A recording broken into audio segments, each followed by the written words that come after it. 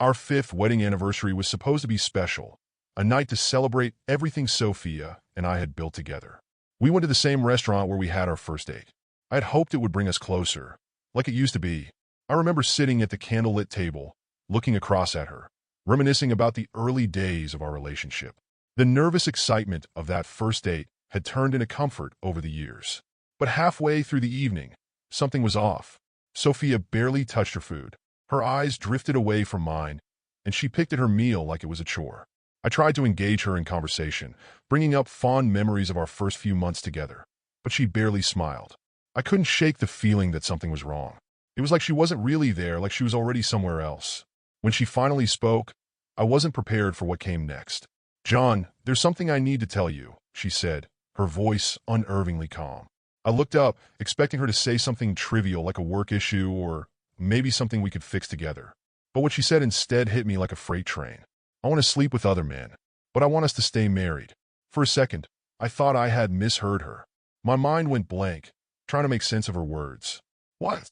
I whispered, my voice barely audible as the disbelief set in. "I still love you," she continued, as if she hadn't just shattered our marriage with one sentence.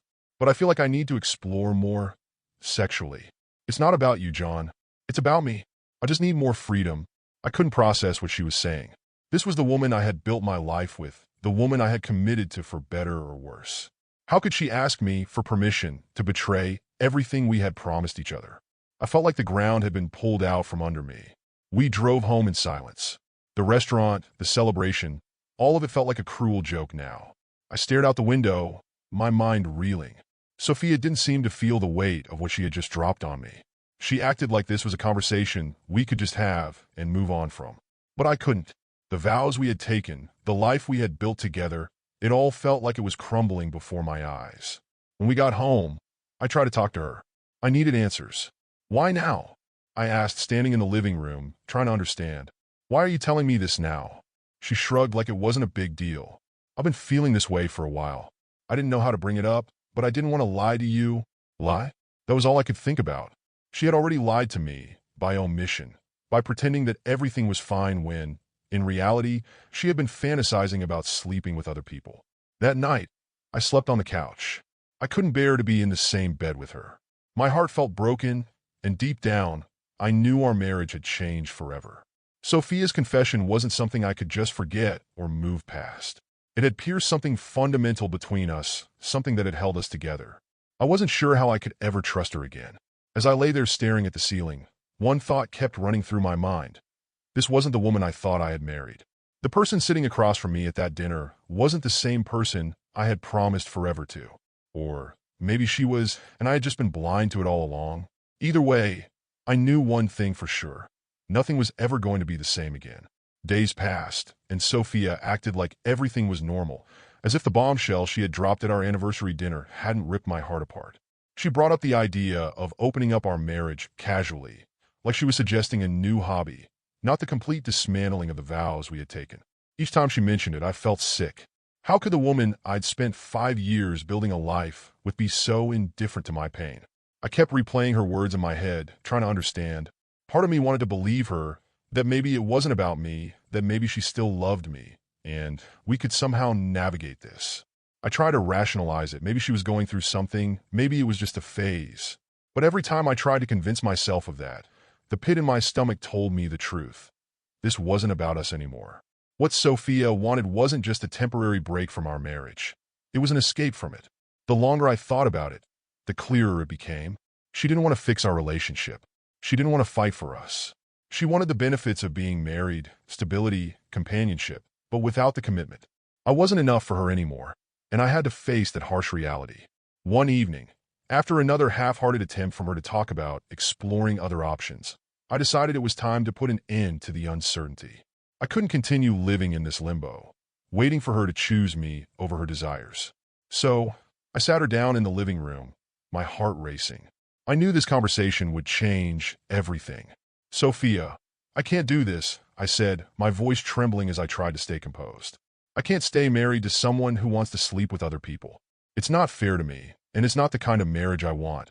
She sat there, completely emotionless, her face blank. I waited for her to say something, anything, that would make me feel like this wasn't the end. But instead, she just sighed, as if the whole conversation was an inconvenience. "So what? You're filing for divorce?" she asked, her tone cold and detached. I nodded, the weight of my decision pressing down on me. "I can't live like this, Sophia. I deserve more than this." Her lack of reaction stunned me. There were no tears, no pleas for me to reconsider. It was like she had expected this all along, and she didn't care. I had always hoped that if things ever got this bad, she'd fight for us. But here we were, and she wasn't fighting at all. Maybe that hurt more than her confession about wanting to be with other men, the realization that I wasn't worth fighting for. The next morning, I went to the courthouse and filed for divorce. It was the hardest thing I'd ever done, walking away from a marriage I had believed in, from a woman I had once thought was my forever. But I couldn't live in the shadow of Sophia's desires anymore. Our marriage was over, and I had to move forward, no matter how painful that path might be. As I walked out of the courthouse, divorce papers in hand, I felt a strange mixture of sadness and relief. Sadness for the life we had once shared, for the love that had faded. But relief that I no longer had to carry the burden of trying to save something that was already broken beyond repair. When I filed for divorce, I braced myself for some kind of reaction from Sophia. I thought there'd be a fight, a tearful plea for us to work things out, or at least a conversation about where things went wrong. But there was nothing. She just signed the papers without hesitation, as if she had already moved on in her mind long before I had. It was eerie, seeing how little emotion she showed. After everything we'd been through, after 5 years of marriage, Sophia didn't shed a single tear. She moved out within a week, packing her things like she was going on a weekend trip. I watched her take her clothes, a few personal items, and little else. The house, once full of warmth and laughter, now felt like a hollow shell. I stood in the living room after she left, surrounded by the ghosts of our past. Framed photos from our honeymoon, the couch where we'd spent lazy Sundays, the kitchen where we'd made dinner together. The silence was suffocating. I threw myself into work to escape the crushing loneliness. My job became my refuge, a place where I didn't have to think about what my life had turned into. I stayed late at the office, volunteered for extra projects, anything to keep my mind busy. Friends and family reached out, offering their support, but I wasn't ready to talk about it. How do you explain to people that the person you loved, the person you built your life with, wanted to sleep with other men and didn't even care that it tore everything apart? It was embarrassing, and I couldn't handle the pity in their voices when they'd ask, "How are you holding up?" So I stopped answering their calls and texts, retreating further into my own world. Weeks passed, and the numbness started to wear off, replaced by a slow, aching sadness. It wasn't just the loss of Sophia. It was the loss of everything I had thought our life together was going to be. I'd lie awake at night, staring at the empty space beside me in bed, wondering where things had gone wrong. Was it my fault? Should I have tried harder to understand what she needed? Could we have fixed things if I hadn't been so quick to file for divorce? During the day, I kept busy. I started working out again, running in the mornings to clear my head. It helped at least for a little while. But no matter how many miles I ran or how many hours I spent at the office, the ghost of our marriage followed me. I'd catch myself thinking about the little moments, how she used to make me coffee in the mornings, the way she'd curl up next to me on the couch while we watched TV. Those memories, once comforting, now felt like daggers, reminding me of what I had lost. There were moments when I questioned my decision. Had I made the right call, ending things so abruptly? Maybe if I had been more open-minded, more understanding of her needs, we could have worked through it. But then I'd remember her words, how casually she had suggested opening up our marriage, as if it were no big deal. The thought of her being with someone else while still married to me was something I could never accept. So I focused on healing little by little. I hung out with friends more, started saying yes to their invites instead of isolating myself. Slowly, the weight on my chest began to lift. But no matter how hard I tried to move forward, the memories of Sophia lingered in the corners of my mind, a constant reminder of the life I once had, and the one I was now trying to rebuild. 3 months after the divorce, I didn't expect to meet anyone new. I was still piecing together the fragments of my life, trying to move past the betrayal and confusion Sophia had left me with. Then, out of the blue, I met Amanda. It was at a mutual friend's party, and I almost didn't go. But something in me pushed me to get out of my shell, to try to reconnect with the world. The moment I met Amanda, I felt an unexpected spark. She wasn't flashy or loud. She had a quiet confidence about her, something steady and grounding. We spent most of the evening talking, and it was easy, effortless even. There was no pressure, no awkward moments, just two people connecting over shared experiences and laughter. It felt so different from the chaos I'd endured with Sophia. From the start, Amanda was kind and thoughtful. She didn't push or pry when I mentioned I'd recently been divorced. Instead, she let me open up on my own terms, giving me the space I needed to heal. It was exactly what I didn't know I needed. Someone who could be patient with me. Someone who understood that I wasn't looking for a replacement for Sophia, but a fresh start. We took things slow, meeting up for coffee, then dinners, and eventually spending weekends together. Each time we met, I felt more at ease, more like myself again. It wasn't just her warmth or the way she seemed genuinely interested in getting to know me. It was her integrity. Amanda valued commitment, honesty, and loyalty, all the things that had been missing with Sophia in those final months. She showed me that real love wasn't about chasing excitement or freedom. It was about building a solid foundation, one based on mutual respect and trust. In the beginning, I was hesitant. My wounds from Sophia's betrayal were still fresh, and part of me feared getting hurt again. But Amanda wasn't Sophia. She never made me feel like I wasn't enough or like I had to change to meet her needs. The more time we spent together, the clearer it became. Sophia's desire to explore outside our marriage wasn't about anything I had done or hadn't done. It was about her own internal struggles, her need for something more that I couldn't provide, not because I wasn't enough, but because she was searching for something that went beyond our relationship. With Amanda, there was no pretense. She was honest from the start, never playing games or making me second-guess where I stood.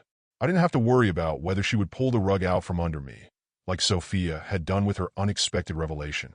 For the first time in a long time, I felt like I was on solid ground. As Amanda and I grew closer, I began to understand that healing wasn't just about getting over the past. It was about learning to trust again, to open yourself up to the possibility that love can be different, healthy, respectful, and fulfilling. Amanda showed me that relationships weren't supposed to be about constant questioning and doubt. They were supposed to be a partnership, two people supporting each other through life's ups and downs. For the first time in months, I could see a future that didn't involve looking back at Sophia's betrayal. I no longer felt weighed down by the pain of what she had asked for. It wasn't about me. It had never been about me. Sophia had been searching for something that was never mine to give.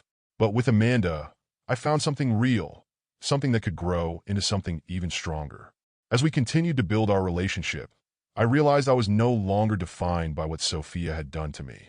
I was moving forward, rebuilding not just my life, but my sense of self-worth. Amanda wasn't just someone who filled the void left by my divorce. She was someone who helped me rediscover hope, trust, and what it truly meant to love and be loved in return. The day after Sophia moved out, I expected to feel free, liberated from the tension that had suffocated our marriage for so long. But instead, there was a strange emptiness that took its place. The house felt eerily quiet, as if it was holding its breath, waiting for something to happen. I spent those first few days convincing myself that Sophia might come back, regretful, apologetic, begging for forgiveness. Part of me, despite everything, still longed for that moment of closure, a sign that our 5 years together had meant something to her. But the weeks rolled by, and Sophia never called. She didn't show up, and she didn't reach out. It became clear that she was gone, not just physically, but emotionally too. I tried to bury myself in work and my budding relationship with Amanda, but there was always a nagging voice in the back of my head that wondered if Sophia would come back into the picture. After all, people like her didn't let go easily when their plans went wrong. And I was right. It was a rainy Saturday afternoon when I heard the doorbell ring. I opened the door and froze. There stood Sophia, soaked from the rain, looking like a ghost of the woman I had once known. Her eyes were bloodshot, her hair a mess, and she wore an expression I had never seen on her before: desperation. "John," she said, her voice cracking as though she was on the verge of breaking down. "Please, I don't know where else to go." For a moment, I just stood there, my mind racing. She had left me. She had left us, our marriage, to chase something she thought was better. Now, standing on my doorstep, drenched in rain and regret, it was clear she had lost whatever she had been looking for. "I made a mistake," she continued, her words coming out in a rush. "Samuel, he doesn't want me anymore. It's all gone wrong, and I have nowhere else to turn. We had something, John. We can fix this, can't we?" I watched her carefully, weighing my words before responding. I had loved this woman once, with everything I had. But the person standing in front of me now was a stranger. Someone who had betrayed me, someone who had been willing to tear apart everything we built for her own selfish desires. "Sophia," I said finally, my voice steady, though I could feel the tension building in my chest. "You didn't make a mistake. You made a choice. You chose to leave our marriage, to chase after something you thought was better. And now that it's gone, you're standing here, asking me to fix your mess? You're asking me to save you." Tears welled up in her eyes as she reached out toward me. "John, please." I didn't know what I was doing. I felt trapped. I thought I needed more, but I was wrong. I stepped back, putting distance between us. "Sophia, this isn't about you feeling trapped. This is about you always wanting more. You always thought the grass was greener on the other side.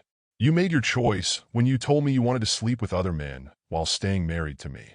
You can't just walk back in here and pretend that none of that happened." Her desperation was palpable now. "But we could start over. We had something, John, something real. I know I messed up, but please, give me another chance." I shook my head, feeling the final strands of whatever hold she had over me snap. "I'll always take care of what's mine," I said, my tone calm but resolute. "But you're not my responsibility anymore. I'm not here to save you from the choices you made. You made your bed, Sophia. Now you have to lie in it." I closed the door, shutting out her tearful pleas. For a moment, I stood there, leaning against the doorframe, trying to calm the storm of emotions that had built up inside me. Sophia had always been good at manipulation, at using people to get what she wanted. But this time, I wasn't going to let her pull me back into her world of chaos. I'd found something better, something real with Amanda, and I wasn't going to sacrifice that for a woman who had never valued me in the first place. As the sound of Sophia's footsteps faded into the rain, I felt an unfamiliar sensation wash over me. Relief. For the first time since our marriage ended, I knew I had made the right choice. This wasn't about revenge or resentment. It was about moving forward, about reclaiming my life and refusing to be anyone's backup plan. Sophia was no longer my problem. It didn't take long for Sophia to make her next move, just as I had anticipated. After months of virtually no contact with our child, she suddenly resurfaced, this time threatening me with a custody battle. She didn't even pretend it was about love or wanting to be a more present parent. The motive was clear. She needed financial stability now that her life with Samuel had crumbled, and child support was her ticket. At first, I was stunned by the audacity. She had neglected our child for months, showing no interest in being part of their life after the divorce. And now she wanted to play the role of a devoted mother? I knew this wasn't about our child's well-being. It was about Sophia's desperation for security. I wasn't about to let her manipulate the situation. I had been there for our child from day one, through every scraped knee, every school project, and every sleepless night. I had kept meticulous records of every missed visitation, every excuse, and every broken promise Sophia had made since the divorce. I knew I had a solid case, but that didn't make the process any less nerve-wracking. When I received the court summons, I wasted no time finding a lawyer. I knew Sophia could be ruthless, and I needed someone who would be prepared for whatever game she might play. My attorney was sharp, understanding the depth of the situation immediately. He assured me that with the evidence I had, we stood a good chance of maintaining full custody. Sophia, on the other hand, played her cards with cold precision. In the courtroom, she painted a picture of a woman who had been struggling, emotionally broken by the end of her relationship with Samuel. She framed her absence from our child's life as her time to heal, and now that she was better, she wanted to rebuild her relationship with them. It was all an act, a calculated attempt to sway the judge into seeing her as a victim, someone deserving of sympathy. But I wasn't about to let her rewrite history. My lawyer laid out everything: the months of abandonment, the lack of communication, and the complete disregard for her parental responsibilities. We presented text messages, emails, and even testimonies from friends who had witnessed her absence firsthand. Sophia's facade began to crack as the evidence piled up. She couldn't hide from the facts, and the courtroom saw through her performance. I could see the frustration in her eyes, the realization that her attempts to regain control were failing. But the final blow came when we called in a child psychologist to testify. They had been working with my child since the divorce, helping them process the trauma of Sophia's neglect. The psychologist's testimony was damning. Our child had expressed confusion and hurt over Sophia's abandonment, struggling to understand why their mother didn't seem to care. As the psychologist spoke, I saw Sophia's face turn pale. The judge listened intently, taking notes, and I knew we were winning. This wasn't just about finances anymore. It was about the emotional well-being of our child. something Sophia had neglected in her pursuit of her own happiness. The trial dragged on for weeks, with Sophia's lawyer pulling every trick in the book to paint her as a fit mother. But no amount of legal maneuvering could erase the months of neglect. In the end, the judge saw through it all. I'll never forget the moment the ruling came down. The judge granted me full custody, with Sophia's visitation rights limited to supervised visits until she could prove herself to be a responsible parent. It was a victory, but more than that, it was justice. As we left the courtroom, I felt a weight lift off my shoulders. For the first time since Sophia's betrayal, I felt like I had truly won. I had protected my child from her manipulations, and now I could focus on building a life free from her toxic influence. Sophia tried to save face, mumbling something about appealing the decision, but I knew it was over. She had lost, and this time, she couldn't charm or manipulate her way back in. The day of the custody hearing felt like the final chapter in a long, drawn-out battle.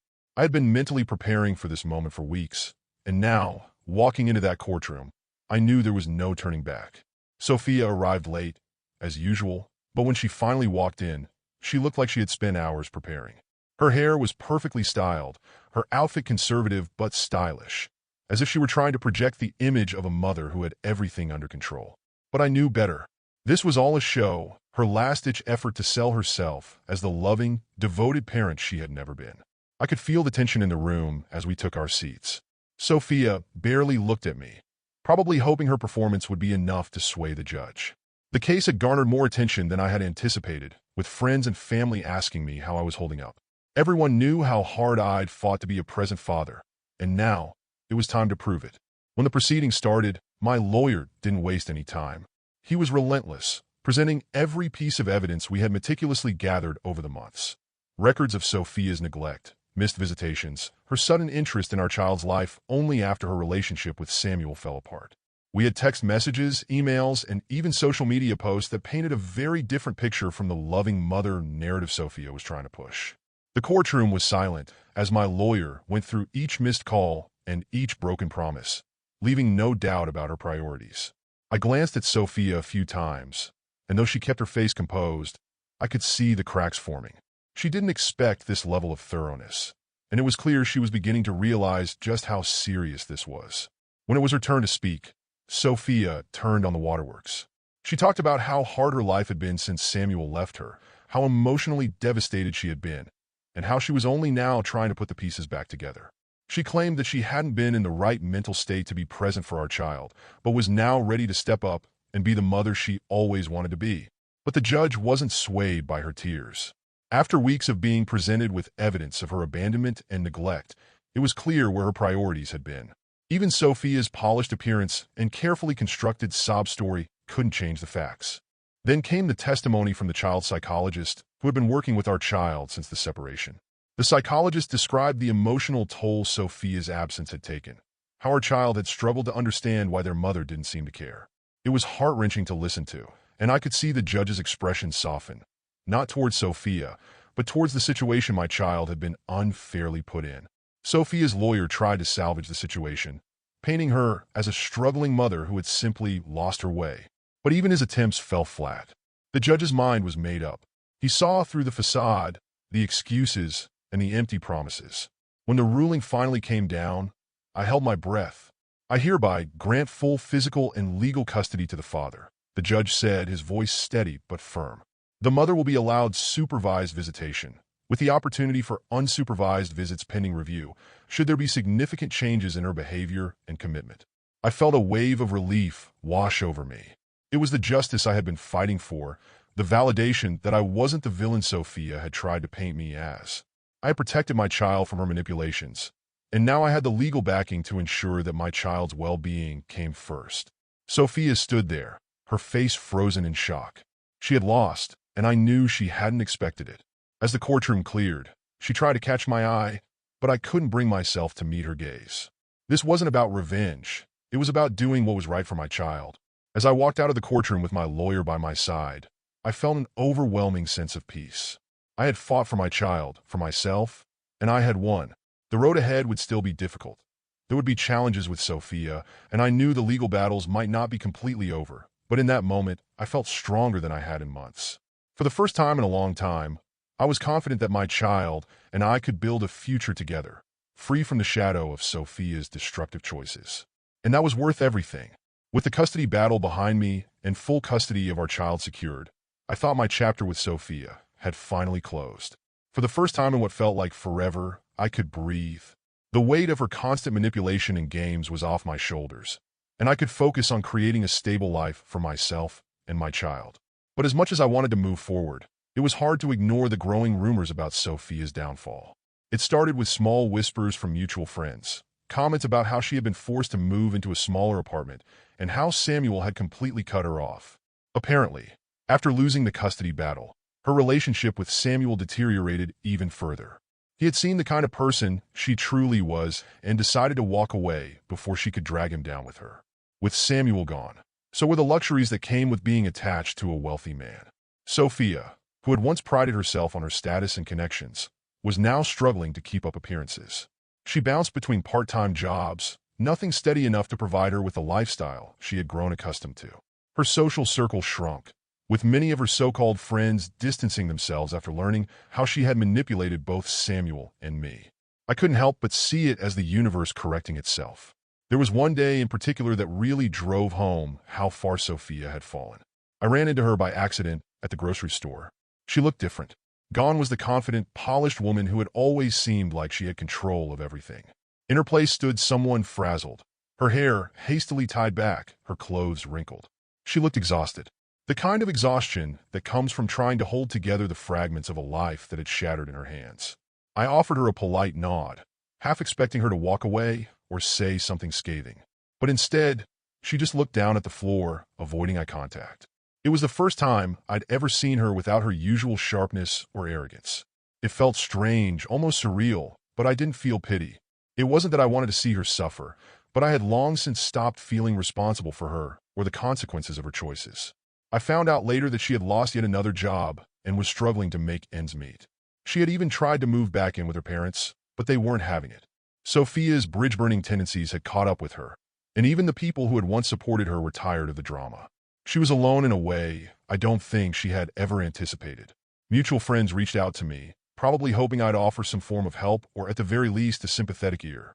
They hinted that she might be looking for support, perhaps hoping I'd let her back into our lives in some capacity. But I shut that down immediately. I wasn't going to let her chaos back in. I had worked too hard to build a stable, healthy environment for my child, and Sophia's presence would only threaten that. I wasn't responsible for her, and I wasn't going to allow her to manipulate me into thinking otherwise. A few weeks later, I received a long, rambling email from Sophia. It was unlike anything I had ever received from her. There was no anger, no demands. Instead, it was filled with regret, apologies for how things had turned out, and vague hints that she wanted to make things right. She didn't outright ask for help, but it was clear that she was fishing for a lifeline. For a moment, I considered replying. Maybe this was her realizing the impact of her actions. Maybe this was growth. But the more I thought about it, the more I knew that offering her any sort of lifeline would just drag me back into the toxicity that had nearly ruined me. So I didn't respond. I archived the email, closed my laptop, and went back to my life. I didn't need closure from Sophia. I had already moved on. Watching her spiral was simply a reminder that actions have consequences. She had made choices that had hurt me, hurt our child, and damaged the trust we once had.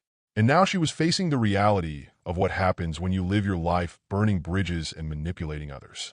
In the end, I wasn't angry anymore. I wasn't bitter or resentful. I just felt free. Free from her influence, free from the constant mind games, and free to focus on what mattered most. My child and the future we were building together. Sophia had fallen, but I was rising. And that, more than anything, was the real victory. With Sophia officially out of my life, the weight I hadn't fully realized I was carrying began to lift. For the first time in years, I felt like I could truly breathe again. The constant tension, the manipulation, and the chaos that had followed Sophia were all gone. What was left was a quiet, peaceful home where I could focus on what really mattered, raising my child and building the future we deserved. Amanda had been my rock through it all. From the moment we met, she had supported me in ways I hadn't known I needed. Where Sophia had been selfish and manipulative, Amanda was compassionate and steady. She wasn't just a partner. She was someone who truly understood me, and, most importantly, she cared deeply for my child. Watching the way they bonded only deepened my love and respect for her. It was in the little moments that I realized how much my life had changed. No more sleepless nights spent worrying about what new drama Sophia would create. No more constant battles over custody or trying to shield my child from the emotional damage of our toxic relationship. Now, I spend my time planning weekend outings, reading bedtime stories, and laughing at the simple joys of life with Amanda and my child. I threw myself into fatherhood in a way I hadn't been able to before. Without Sophia's unpredictable presence hanging over us, I had the mental and emotional space to be fully present for my child. I got involved in their school, signed them up for activities, and made sure they had the kind of stable, loving environment I had always wanted to provide. The look of pure happiness on their face when we spent time together reminded me why I had fought so hard to win custody. Amanda became an irreplaceable part of that life. She wasn't just my partner. She was becoming a mother figure to my child. They adored her, and the feeling was mutual. I'd catch them laughing together, or Amanda helping with homework, and my heart would swell with gratitude. This was the life I had always wanted, simple, happy, and full of love. Of course, moving forward wasn't always easy. There were still moments when the past tried to creep back in, like when I heard a rumor about Sophia's continued downward spiral. Mutual friends would occasionally mention how she was struggling even more, barely holding on to her latest job, or how she had distanced herself from everyone. I didn't feel sorry for her, but I did feel thankful that I had managed to escape that spiral myself. It could have been me, stuck in that toxic cycle, if I hadn't had the strength to walk away when I did. But the truth was, those moments became fewer and farther between. Sophia's presence in my life was becoming a distant memory, a closed chapter in a book I no longer needed to read. What mattered now was the family I had rebuilt, the life I had fought for, and the joy of seeing my child thrive in a stable, loving environment. Amanda and I began talking about the future, about our own future together. We talked about marriage, about building a home, and about expanding our family. For the first time, I felt safe in those conversations. I wasn't scared that things would fall apart. I wasn't afraid of betrayal. I knew that Amanda was different, that she was someone I could trust completely. One night, after we had tucked my child into bed and were sitting together on the couch, I looked at Amanda and realized just how far we had come. I reached for her hand, squeezing it gently. "Thank you," I said, my voice soft but full of meaning. "For what?" she asked, smiling. "For everything. For being here. For helping me rebuild. For loving my child as much as I do." She leaned in, kissing me gently. "We're a team," she whispered, "and I'm not going anywhere." I knew then, without a doubt, that we were moving forward. Sophia was a part of my past, but Amanda and my child were my future. I wasn't just surviving anymore. I was thriving. And for the first time in a long time, I felt like everything was finally falling into place. Sitting here, reflecting on everything I've been through, it's hard not to feel an overwhelming sense of gratitude. The pain of Sophia's betrayal, the endless court battles, the sleepless nights wondering what went wrong, those memories feel distant now, like a bad dream I've finally woken up from. Back when Sophia dropped that bombshell about wanting to sleep with other men, I never could have imagined how much my life would change. It felt like the end of everything I had built, a betrayal so deep I wasn't sure I'd ever recover. But now, looking back, I see that it wasn't the end. It was the beginning of something better. The life I have now, the family Amanda and I are creating together, is everything I ever wanted. It's built on trust, respect, and love, things I thought I had with Sophia, but never truly did. Amanda has shown me what it means to have a real partnership. She's helped me become a better father, and more importantly, she's helped me become a better version of myself. Raising my child in this stable, loving environment is the most fulfilling thing I've ever experienced. Watching them grow and thrive, knowing they're no longer being used as a pawn in Sophia's games, fills me with a kind of peace I didn't know I needed. I'm there for all the small moments, the homework struggles, the silly conversations, the bedtime stories. I've realized that these little moments are what make life worth living, and I'm grateful every day that I get to be present for them. As for Sophia, I don't hold on to the anger anymore. In fact, I don't hold on to anything when it comes to her. What happened between us, the way she tore apart our marriage with her selfishness, is her burden to carry, not mine. Her downfall was of her own making, and while I don't relish in it, I've accepted that her choices led her there. I've let go of the resentment, and in its place, I've found peace. Amanda and I have started planning our future, together. We talk about marriage, about building a home that reflects the life we want to share. We dream of expanding our family, maybe giving my child a sibling one day. It's exciting to think about what's ahead, knowing that this time, I'm building something real with someone who values the same things I do. We've talked about moving to a new house, somewhere bigger, where we can put down roots. It's a new chapter, and this time, it's filled with hope and possibility.